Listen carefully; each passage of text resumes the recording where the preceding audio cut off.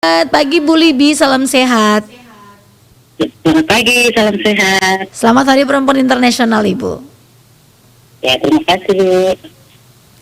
Ibu, ini terkait dengan peringatan Hari Perempuan Internasional. Seperti apa Ibu melihat kesetaraan gender di NTT, kemudian di Indonesia pada umumnya seperti apa? Ya, baik, ini yang pertama selamat pagi untuk semua masyarakat Nusa Tenggara Timur, terutama pendengar RRI di Anda ya, secara khususnya. Baik melihat pertama-tama saya mengucapkan selamat memperingati Hari Perempuan Internasional Sedunia yang tahun ini ke-46 ya, sejak PBB menetapkan Hari Perempuan Internasional tahun 75 dan dilaunching pada tahun 1977. Nah, berbicara tentang kesetaraan gender ini bukan hal yang baru bagi kita semua karena berbagai persoalan-persoalan yang terjadi akibat ketidakadilan gender. Nah, kalau di NTT sendiri saya melihat bahwa dari tahun ke tahun sejak 80-an sampai dengan saat ini era 2000-an ya, ini sudah ada perubahan.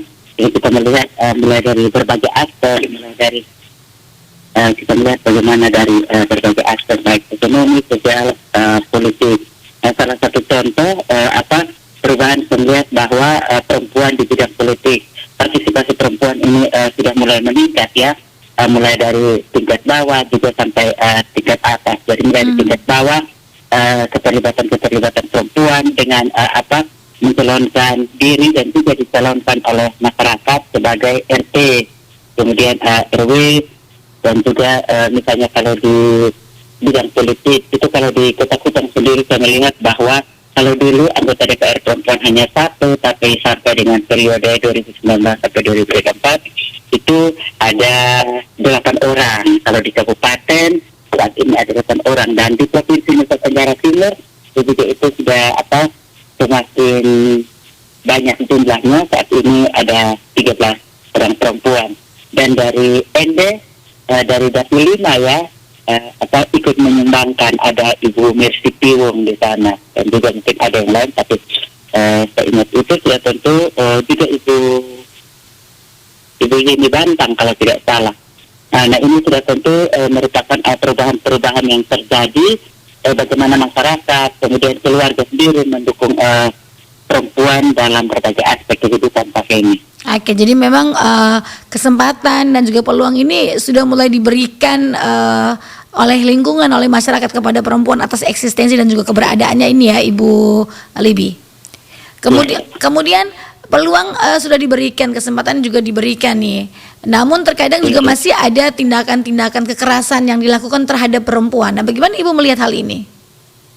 Ya, saya bilang di awal bahwa ketika kita bicara tentang kesetaraan ketidakadilan gender, sudah tentu kita harus melihat indikator-indikator ya, bagaimana akses, partisipasi, manfaat, dan kontrol. Nah, bagaimana kita melihat bahwa perempuan sendiri dapat melakukan hal tersebut. Dan ternyata sampai dengan saat ini, walaupun sudah ada kemajuan-kemajuan, seperti saya bilang di awal, tetapi tidak dapat dipungkiri masih ada juga terdapat hal-hal ketidakadilan gender. Nah, bentuk ketidakadilan gender adalah itu ada kekerasan terhadap perempuan. Nah, data rumah perempuan sendiri sampai dengan saat ini itu ada 1.464 kasus kekerasan terhadap perempuan dan anak yang diadvokasi dan didampingi oleh rumah perempuan. Sudah tentu itu bukan representatif dari kasus kekerasan yang ada di Nusa Tenggara Timur. Tentu untuk Kota Kupang saja itu bukan representatif dari kasus kekerasan yang ada, dan masih banyak lagi yang terjadi dan didampingi dari lembaga-lembaga yang lain. Nah, kekerasan ini jenis yang paling banyak adalah kekerasan dalam rumah tangga. Kekerasan dalam rumah tangga, dari jumlah tersebut 1.000 lebih itu adalah kekerasan dalam rumah tangga, dan ada 3 relasi di sana: relasi suami istri, orang tua anak, dan juga majikan dan pembantu. Nah, dari 3 relasi itu saya melihat bahwa relasi yang paling banyak adalah relasi suami istri. Kemudian ada kasus kekerasan seksual dan juga kekerasan seksual ini paling banyak dialami oleh anak-anak. Kami sebagai aktivis sangat senang sekali karena pada tahun 2002 itu pemerintah Indonesia telah mensahkan Undang-Undang Nomor 12 tahun 2022 tentang tindak pidana kekerasan seksual. Sudah tentu dengan hadirnya undang-undang ini dapat memberikan perhatian yang serius terhadap beban kekerasan seksual pada perempuan dan anak, dan juga dapat melindungi perempuan dan anak dari hal-hal tersebut. Sudah tentu dengan ada undang-undang ini juga dapat meminimalisir persoalan kekerasan yang terjadi. Oke, jadi ini ada perlindungan untuk perempuan yang sudah diberikan. Namun seperti apa nih mungkin kerjasama atau kolaborasi dari pihak-pihak terkait agar terhindar nih perempuan dari hal-hal seperti ini, bukan cuma perempuan tapi juga dengan anak nih, dari kekerasan sekitar dan teristimewa dari orang-orang terdekat nih, Ibu Libby. Ya, baik ini. Jadi dari kami ketika ada hal-hal tersebut, kami dari Rumah Perempuan Kupang itu melakukan upaya-upaya pencegahan, penanganan, juga rehabilitasi, juga reintegrasi sosial. Nah, untuk upaya-upaya pencegahan yang kami lakukan adalah melakukan sosialisasi, melakukan sosialisasi, misalnya di lembaga-lembaga pendidikan, lembaga agama, komunitas. Kemudian kami juga membentuk KPPA. KPPA ini Komunitas Peduli Perempuan dan Anak. Kami juga membuat leaflet terkait dengan isu perempuan, misalnya tentang KDRT, human trafficking, anak berhadapan dengan hukum, intervensi menikah. Nah, flyer ini leaflet ini kami sebarkan dan juga kami bagikan ke pihak individu-individu yang ketika kami melakukan kegiatan-kegiatan baik yang dilakukan oleh Rumah Perempuan sendiri, tapi juga ketika ada lembaga lain yang mengundang kami, ketika kami ke sana, kami membawa leaflet-leaflet yang telah kami buat. Dan Rumah Perempuan juga sudah mencetak 4 buku ya. Yang pertama, Setetes Air di Tengah Kegersangan, itu kumpulan-kumpulan cerita yang kami tulis, kemudian yang kami dampingi, kemudian Jalan Panjang menuju harmonisasi rumah tangga, kemudian pencegahan tindak pidana perdagangan orang dan juga penanganan tindak pidana perdagangan orang. Nah, selain upaya pencegahan yang kami lakukan tersebut, penanganan yang kami lakukan adalah kami mendampingi perempuan dan anak korban kekerasan mulai dari Rumah Perempuan sampai putusan pengadilan. Nah, bagi kami dengan hal-hal dan juga rehabilitasi. Nah, kami berharap ketika kami melakukan konseling rehabilitasi itu ada perubahan-perubahan dari perempuan sendiri, yakni kesadaran akan hak-haknya, karena di Indonesia dengan regulasi-regulasi yang sudah ada, kebijakan-kebijakan perlindungan perempuan, sudah tentu negara bertanggung jawab untuk memenuhi dan memberikan perlindungan terhadap perempuan dan anak. Memang tidak semua perempuan dan anak mempunyai akses yang sama ketika mereka mengakses layanan. Karena misalnya kalau di Kota Kupang atau mungkin kalau di Ende, di Kota Ende sendiri itu mungkin lebih mudah. Tetapi bagaimana saudara-saudara kita yang agak jauh dari kota itu sudah tentu sangat susah sekali mereka mengakses layanan. Sehingga saya juga senang misalnya kalau di Ende, saya lihat Ibu ini juga aktifnya. Sepertinya besok itu ada kegiatan dengan alumni. Oh iya. Nah, itu sudah tentu hal-hal seperti ini bisa diinformasikan juga, sehingga semakin banyak orang mungkin juga membuat kelompok-kelompok di masyarakat, atau bagaimana bersinergi dengan kelompok-kelompok kelompok-kelompok yang sudah ada di Ende untuk menyikapi persoalan perempuan dan anak dan juga isu-isu gender. Karena ketika semua masyarakat atau ketika banyak orang dapat punya pemahaman yang baik tentang isu gender, maka ini menjadi gerakan bersama ketika ada sebuah persoalan. Misalnya terjadi kekerasan seksual di satu kecamatan di Kota Ende misalnya. Itu bukan saja mereka cari misalnya kafe ini atau teman-teman yang lain yang terjadi isu ini, tetapi ini menjadi sebuah gerakan. Mulai dari misalnya kelompok masyarakat di tingkat RT, di desa, ini bisa memberikan perhatian serius.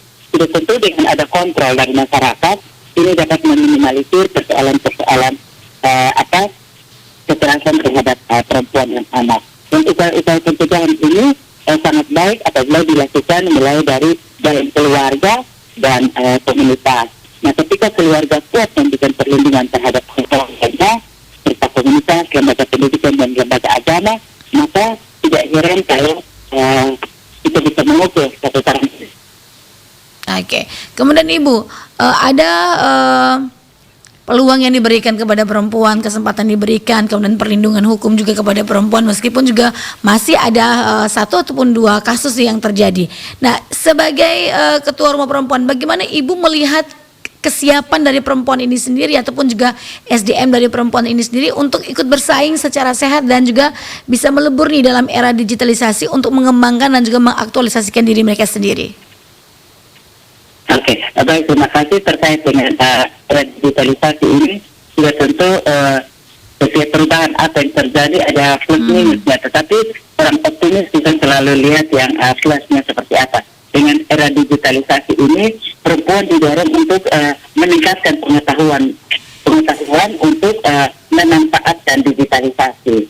Nah, saya lihat bahwa perubahan-perubahan itu sudah mulai ada, terutama saat COVID ya. Untuk kita bicara terkait dengan masalah ekonomi, UMKM. Ini banyak UMKM yang tetap eksis, walaupun memang ada yang agak tertatih, tetapi itu tetap kuat. Nah, dari dengan ada masalah COVID, itu banyak juga perempuan-perempuan yang memanfaatkan penjualan melalui digitalisasi. Ini sudah tentu ini sangat baik, tetapi belum semua perempuan dapat memanfaatkannya dengan baik. Kami juga senang dalam ulang tahun Hari Perempuan Internasional ini ada suatu lembaga namanya UDN, itu juga besok itu akan dilakukan seminar kepemimpinan perempuan. Nah, kemudian juga bagaimana pemanfaatan teknologi digitalisasi. Nah, sudah tentu hal-hal seperti ini sangat bermanfaat. Ya, memang dinamika yang terjadi pasti ada ya dalam melakukan persaingan. Tetapi bagi saya itu harus dapat diminimalisir. Kita harus misalnya kalau bersaing, kita lihat dalam persaingan yang sehat. Misalnya, kenapa mereka bisa maju? Maka kita harus belajar untuk bagaimana kita juga bisa maju. Karena semakin kita mempunyai pengetahuan, kualitas dan pikiran kita untuk bagaimana kita bersaing dengan sehat, maka semakin banyak perempuan juga kuat secara finansial. Nah, apabila perempuan kuat secara finansial, maka misalnya pembangunan dan juga masalah kesejahteraan perempuan itu sudah tentu akan meningkat. Nah, ini akan memperkuat pembangunan atau sektor-sektor ekonomi di Kabupaten Ende itu sendiri.